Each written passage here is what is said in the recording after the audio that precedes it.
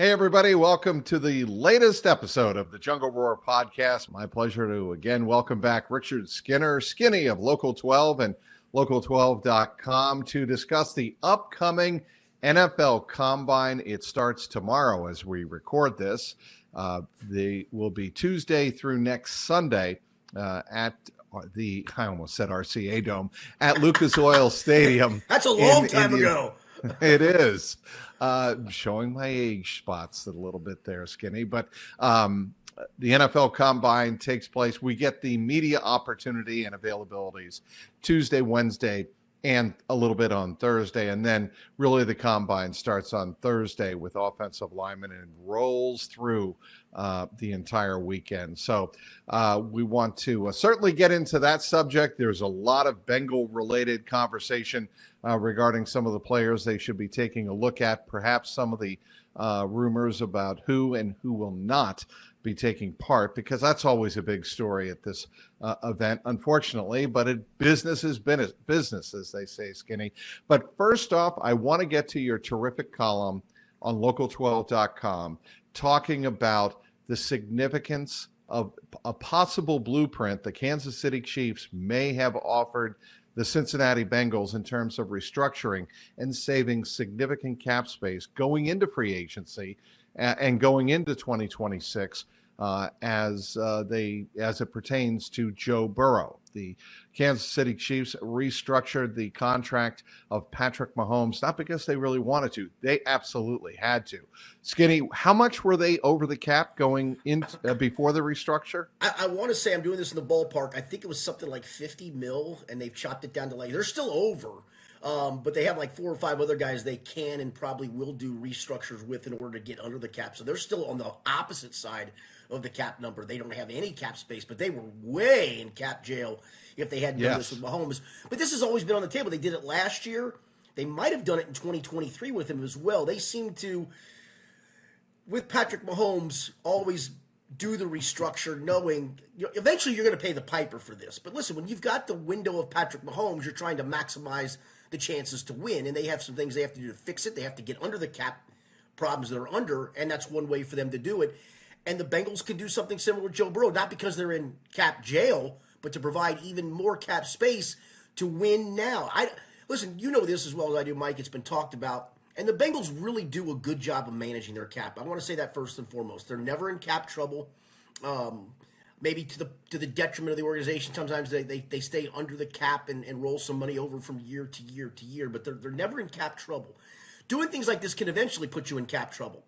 And I'm fine with that because the Joe Burrow window is the win now window. Right. Who cares 5, 6, 7 years from now? This drives me nuts. Right. This drives me absolutely nuts. You want to quote a once famous NFL head coach, now in college, the object of the game, you play to win the game. Yes. You play to win the game, said Herman Edwards time after time after time.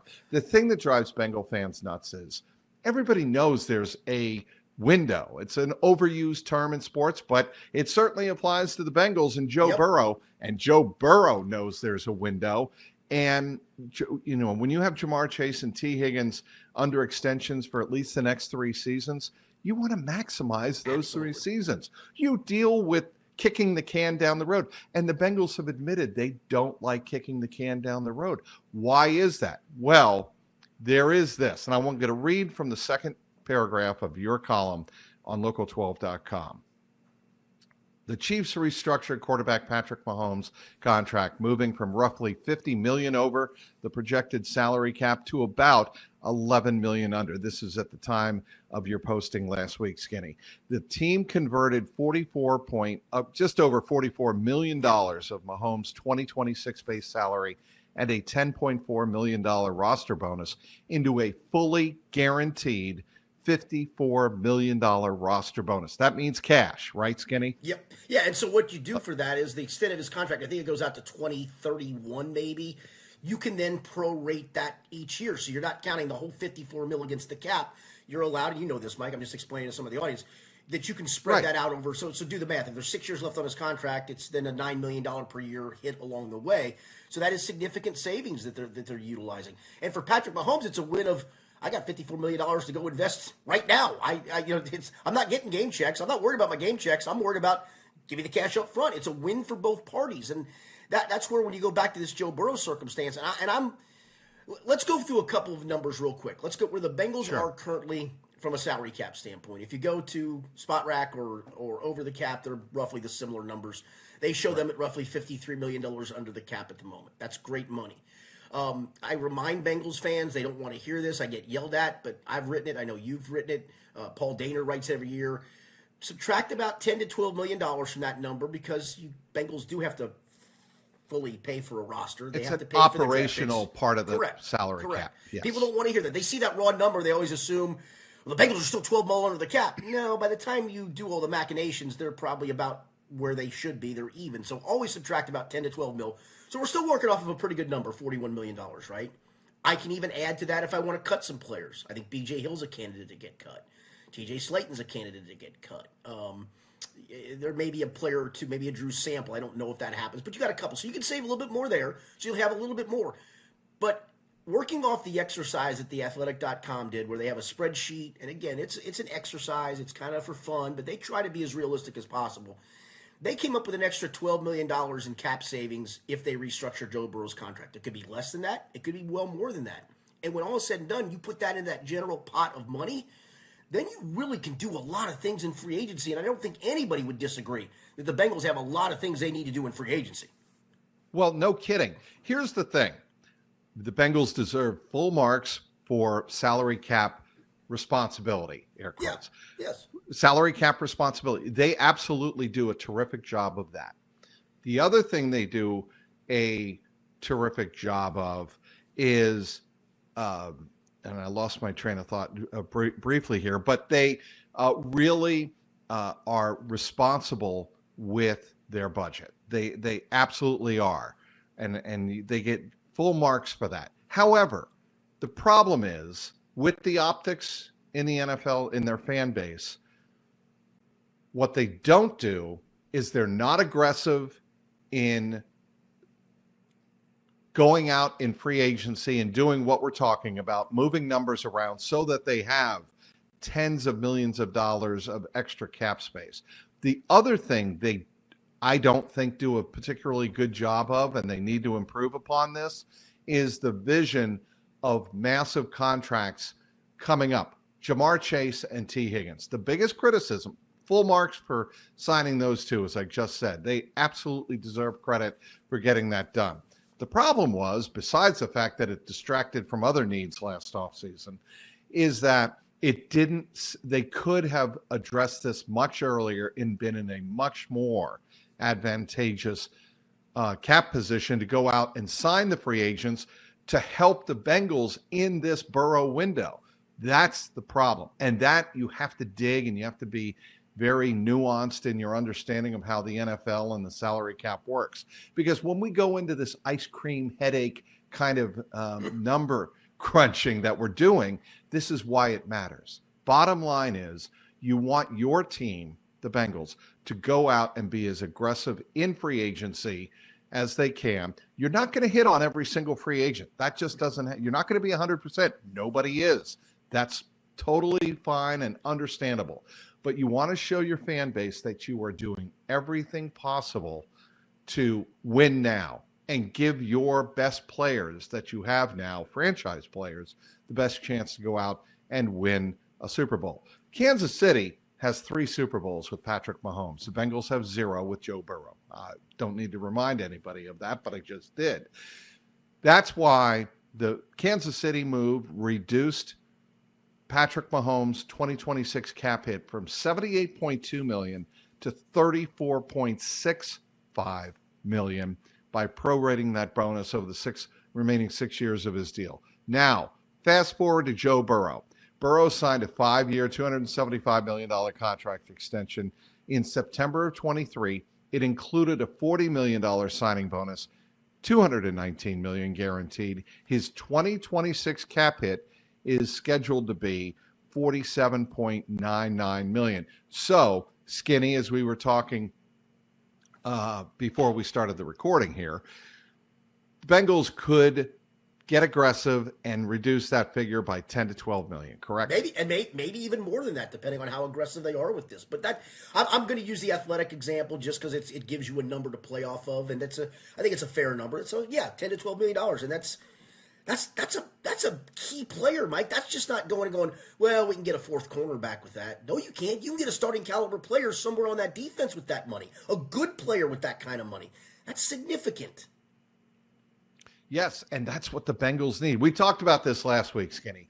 They not only need a lot of players, I think the priority this year needs to be identifying 2 to 3 legitimate big-time playmakers they can add to the defense.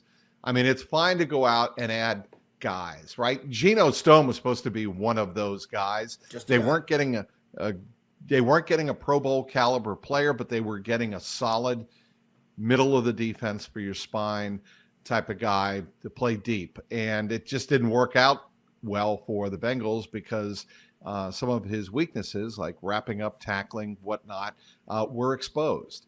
And the Bengals need to avoid those kind of free agent signings, and they need to go out and get, like, Trey Hendrickson, I think, is out the door. I'm counting him as good as gone. Maybe they tag and trade, but like you explained in your column on Local 12 last week, I don't think that's realistic, and I don't think that's going to happen. Yeah, I don't either. And I don't. We talked Max Crosby a little bit. If they were one piece away, a Max Crosby piece away, and you could afford it, absolutely. But one Max Crosby when you have other needs, it just doesn't seem to fit. I mean, again, I'm working off this exercise, and it's not perfect. It's not the be-all, end-all. It's not the definitive word, but it was fun to do. I mean, Mike, with the money I ended up saving with the Joe Burrow and some other moves, cutting B.J. Hill, cutting T.J. Slaton, I signed a proven nose tackle. I signed John Franklin Myers, arguably the best tackle on the free agent market. He's going to cost a pretty penny. I was able to sign an edge rusher in Draymond Jones. In the draft, then, I was able to get another defensive lineman along the way.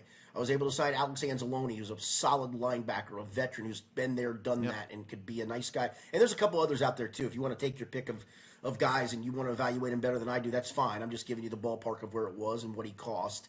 I was able to sign a safety in Kobe Bryant. I was able to sign a slot corner, even though I'm going to draft one. And the Bengals just re-signed Jalen Davis to add to that mix, too. Right. So you're able to do a lot of things, man, and they have a lot of things to do. They do. And where do you think Trey Hendrickson winds up? It's a good question. Just give me because I Indy. That feels right, but I also just wonder what the market is for him. I think it's over. I can't remember which one does that. They do valuations of players, either Spot Rack or Over the Cap. One of them does a nice job with that. They try to compare guys' ages and careers and where they are to other players. They valued him at 2 years, $57 million. I thought that was too high. I thought Pro Football Focus had a really good valuation of him, which I think is more the ballpark, which is a 1-year prove-it deal, $21 million, 17 of it guaranteed. And I don't know where that lands him. Indy seems to be a perfect spot if the price is right. I just don't see teams getting in a bidding war for a 32-year-old guy coming off of surgery. I think there's a market for him. I don't think it's a multi-year market for him. I think it's a 1-year prove-it market. Why not prove it if you're him with a guy you're comfortable with and familiar with in Lou Anarumo at a decent price? Where are all these financial decisions? Who has the final say on making these financial decisions that we're talking about? Is it Mike? Is it Katie? That's Troy? A great question. I mean, Katie is the salary cap guru in the organization. I know that. So she's the one that really does the crunch the numbers in the cap. And again, she does a good job of being responsible when it comes to the salary cap. I'll give her that. But I mean, I'm assuming it's got to be Mike. I mean, he has the title of president. So I would assume the president's the one that signs off on all these matters. Well, I think Mike would only have the final say insofar as the money that it would take, the guaranteed money. And when we're talking about fully guaranteeing a bonus, as we said earlier, and the reason I pointed this out, it's cash, and that cash is an obligation to the team. Yeah, I mean, let's not forget. I mean, the Joe Burrow money, that $219 million, has to be put in escrow. I mean, you've got to show that up front that you've got that cash to do. And but people were a little worried that they were going to be able to do that. They did it, obviously, and pulled it off. And they pulled it off with Jamar, and they pulled it off with T. But, yeah, I mean, sometimes that can be a big ask. And so, yeah, it has to be Mike. I mean, maybe he rubber stamps Katie and Troy's decisions in that regard. But or I could use the Duke Tobin line of maybe it's maybe it's a conglomeration. Or what, I can't remember what word he used, but it's they certainly work in conjunction with one another. The piece of the pie is Yeah, he loves a piece term. of the pie. Yeah, they love piece Yes, of the he pie. does. Piece of the pie. So bottom line, do you think a Joe Burrow restructure gets done this offseason? Okay, so despite the column and despite talking about all that, I just don't, because it's just not their style. Now, they have said they will do. If you remember Mike's quote in the press release in which the Bengals announced that Duke Tobin and Zach Taylor would be back, I don't have the exact wording, so I'm going to paraphrase here, but that we are looking into everything we can do to make our organization better moving forward. And by that means you have to change the way you do some things, and this would be a change for them to restructure. It was a change for them to give Joe Burrow that much guaranteed money. It was a change for them to then give Jamar Chase that much guaranteed money, but they did it. So let's give a little kudos there. It sounds like it was, it should be easy to do, and it wasn't, but they did it.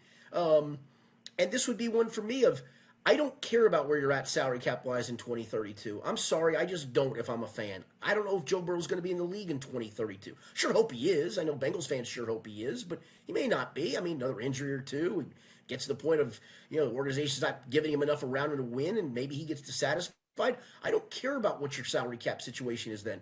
I care of the things you can do now to build around Joe Burrow, because the time to win is now. And back to your earlier point about Kansas City, Mike, the last decade, Kansas City's been to the playoffs 9 times, won the division 9 times. Didn't go this past year. They had a losing record. But nine divisional titles, 5 Super Bowls, 3 Super Bowl titles. In the same period of time, the Bengals have been to 2 playoffs. They've had more losing seasons than winning seasons. You tell me which franchise you think runs things better, Kansas City or the Bengals? Here's the quote, and you did a pretty doggone good job, Skinny, of recalling it off memory. We are taking a hard look at everything we do as we approach this offseason with focused determination to build a championship caliber roster that wins consistently. We are fully committed to delivering results that match the pride, passion, and expectations of this organization and our fans. You would like to think that that's more than just lip service from Bengals president and owner Mike Brown. All right, the NFL Combine starts Tuesday in Indianapolis. We get player availabilities. We get media availabilities with head coach Zach Taylor and the director of player personnel, Duke Tobin. What are some of the questions that you plan to be asking, Skinny? Yeah, I mean, what are you going to do with Trey Hendrickson? Do you plan to tag him? Do you plan to try to talk to other teams about him? Where do you stand with that? Have you changed your approach heading into the Combine about evaluating guys? There's a fascinating case study in this Combine, Mike, of a player, Keldrick Falk, a defensive end edge rusher from Auburn, who is far more traits over production, pops off the charts. I mean, this is where sometimes the Combine raises stock and sometimes the Combine lowers stock, right? Let's just say he just tests off the charts at the Combine, and they have a nice evaluation of him going in because they like his traits too. And he's going to probably be on the board at number 10. And let's just say you miss out on David Bailey and Reuben Bain Jr., and you have your heart set on getting an edge rusher to add to the mix. Are you really going to do this again? Are you really, really going to do this again? So the question is, have you thought about changing the way you evaluate talent of not just traits, but maybe more production over traits, or a better mix of the two when it comes to that? Because that's my fear is Keldrick Falk's there at 10. The 2 edge rushers are gone. Caleb Downs is gone. You're down between a Mansour Delane, the cornerback from LSU, or maybe somebody else in that room. And there's the guy who just tested off the charts at the Combine with all these great traits, and you just can't pass him up because that's the way you do business. I would hope they'd change some of those things. Well, I mean, traits are traits, and they are significant. They're not insignificant. I'm not saying that what Shamar Stewart showed on tape wasn't legit at Texas A&M. I'll tell you this. So I did a hit with Adam Clements at Local 12 the day after they took him, and the debate was all even then was the traits. I said, if you just go to his YouTube, one of his YouTube highlight things, don't know a thing about him, you don't know what he did in college, you just do me a favor, go watch this dude's tape. I'm not going to tell you how many sacks he had, whatever he did in college. You would go, wow. That's how much he popped, right? Yes, and the problem here is that if he has all of that potential and you're drafting the tape, as they say, if you're drafting the measurables and going on that going forward, you start to question, okay, why aren't you getting the production out of him here at the NFL level, even in his rookie year? Now, there would be those who rationalize and explain it away simply by saying he was injured, he had the contract stuff, he had his agent, putting thoughts in his mind. He's still a young kid, not his responsibility. Give him, that pass in the rookie season. And I can kind of believe that, but the Bengals don't have a good enough history, Skinny, in developing enough of these players that have terrific tools, but they don't get to that next level and produce at the NFL level. Yeah, and I know some people would point to coaching and say, well, that's your job. I don't know, man. There's some developmental things that are done at the NFL level, but this isn't like taking raw clay as a freshman coming out of high school and developing that guy. You don't really have that luxury anymore in college either. But, how many guys are truly, truly, truly developed in the NFL? Some, yes, no question. But, you either are Very or few you are. aren't. Yeah, you either are or you aren't. That's the thing. See, I don't know, Skinny. I think if you get a player with terrific measurables, here's the catch-22. If you're taking those terrific measurables and saying, we can get a hold of this guy, and even though he didn't produce at the NFL level, at the college level, yep, we can get that out of him. Okay, then go prove that you can get that out of him. That's a fair point. And that's my point, is that the Bengals, okay, you took a chance on Shamar Stewart. He may turn out to be a perennial All-Pro. We don't know that yet, and he hasn't had a full NFL season under his belt yet, but he's been in the league one season. If he goes ahead and produces the way he should, what the Bengals expect from him, then kudos to the Bengals, and in hindsight, they were right to do what they did.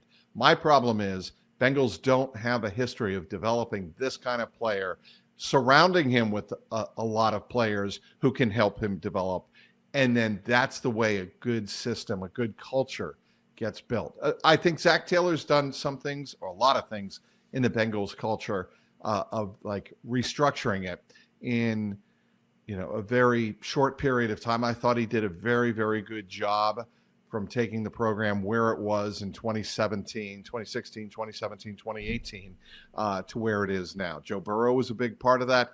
But in the end, the coaches have to take responsibility for getting a hold of this guy and developing him into what his potential points to. Yeah, and I'll circle back to what we originally talked about. Joe Burrow is a big part of that. And aren't you going to try to do everything in your power as an organization to give him all the tools to try to win this thing? You've got the franchise quarterback. That part's a given. You've got the guy. Now go get all the other pieces that help that guy take you over. Look, did Patrick Mahomes win 3 Super Bowls on his own? Of course not. No. Right. But was Patrick Mahomes a huge reason for their success and still will be moving forward? Absolutely.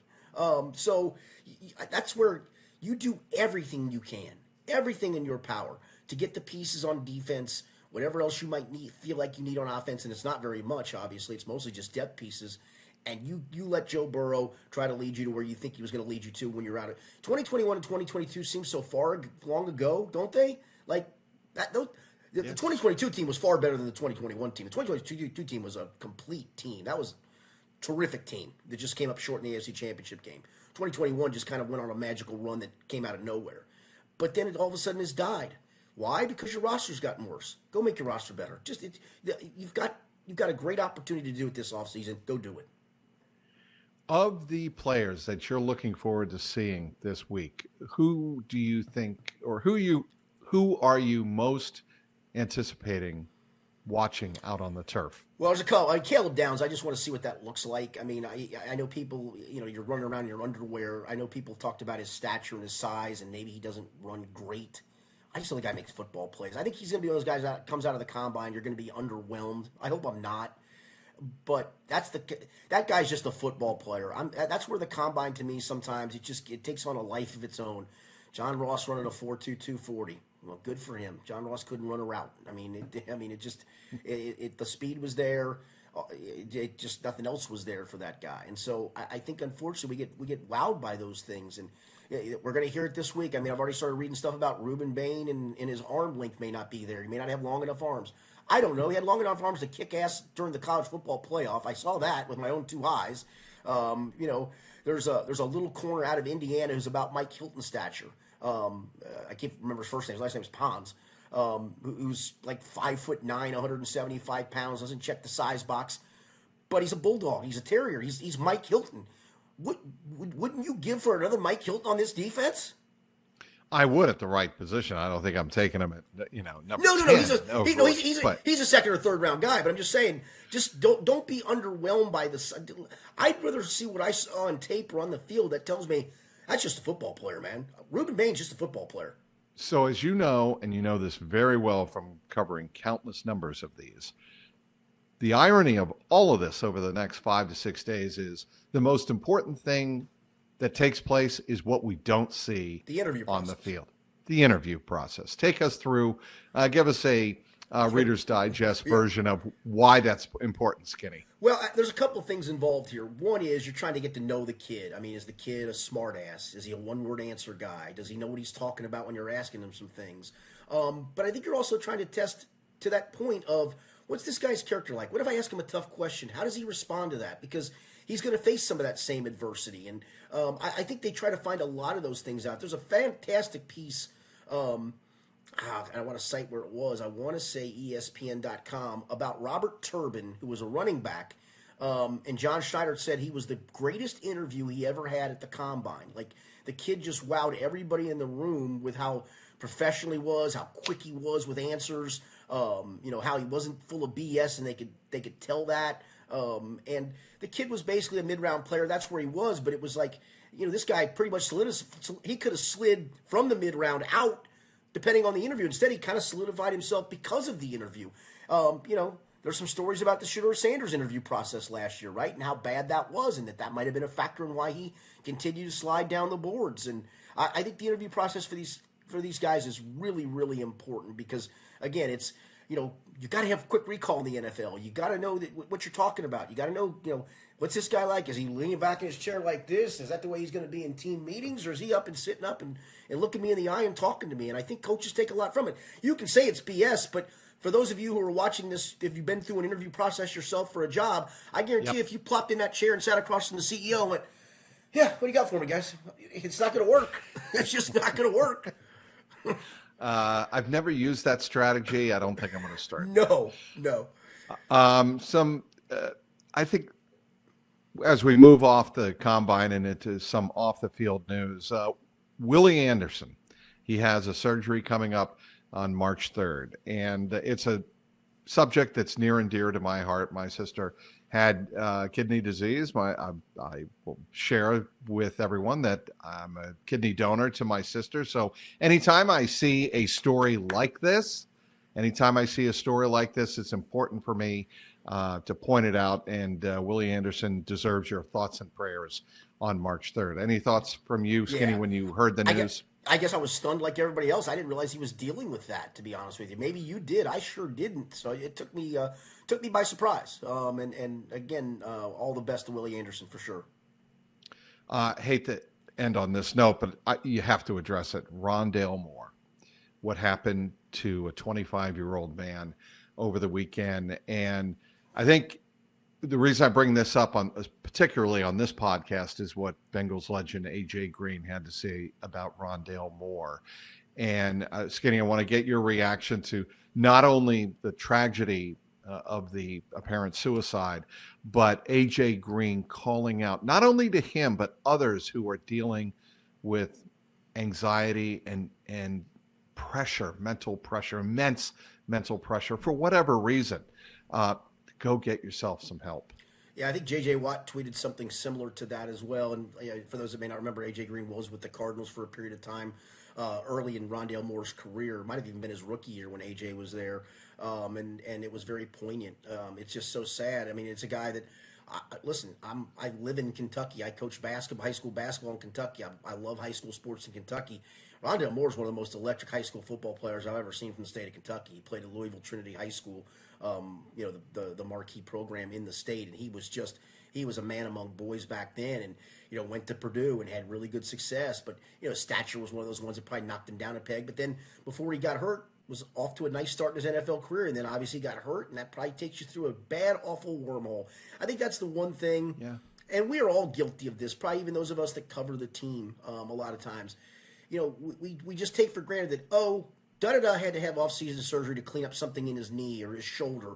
Or, yep, this guy's out for the rest of the year because of Trey Hendrickson core muscle surgery. And you just go, okay, out of sight, out of mind. I don't need to.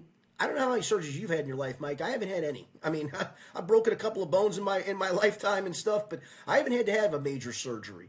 I don't know what the mindset would be like, especially if you make your living with your body knowing I got to put myself back through the process. It felt like Andrew Luck got a lot of backlash when he finally said, I'm done getting hurt and having surgery and rehab, and I got other things I want to do with my life. Why are you quitting football at such a young age and you're making all this money, you're the star quarterback? I just can't imagine the mental toll it takes on somebody to do that time and time again of get cut on. You're out for an extended period of time. You're on your own, other than those that you're, the group that's helping you do the rehab stuff, but you're kind of on your own. I'm sure there is a mental toll that day. There has to be a mental toll. And I think we all take that. I'm not pointing fingers at anybody. I just say I think we all take that stuff for granted. I want to read the quote from A.J. Green just because Sure. it's very powerful, and I think it's worth reading. Not my son, not Rondale. Man, we talk daily. FaceTime weekly. I'm so lost and hurt by this. Really wishing you had taken me up on that offer to come and stay with the family and me. I truly meant it. Love you forever, little bro. Praying you're in a better place now. I'm sick. You hurt me with this one, kid. That's a really powerful quote, and it touches all aspects of why this is such a tragedy. And you just pray that Rondale Moore's family can deal with this. And he didn't. I know that Minnesota's head coach put Kevin out. O'Connell, yeah. Thank you, Kevin O'Connell put out a statement also in the brief time that they had gotten to know him. He was a very sensitive and very intelligent teammate, and what it really also indicates, you never know. You never know what somebody's going through. And that's why I think, even in pro sports today, you try to offer these guys grace when possible. And when they, when you don't think they need it, give it to them. Absolutely. No question. I'll leave it at that. A colleague in this business committed suicide a decade or so ago, maybe a little bit less than that. And I wasn't close with him, but I was friendly with him. But I had another colleague that was extraordinarily close with him, like best friends, drinking buddies, on the road together, all those things, ins and outs, knew probably all the things in and out.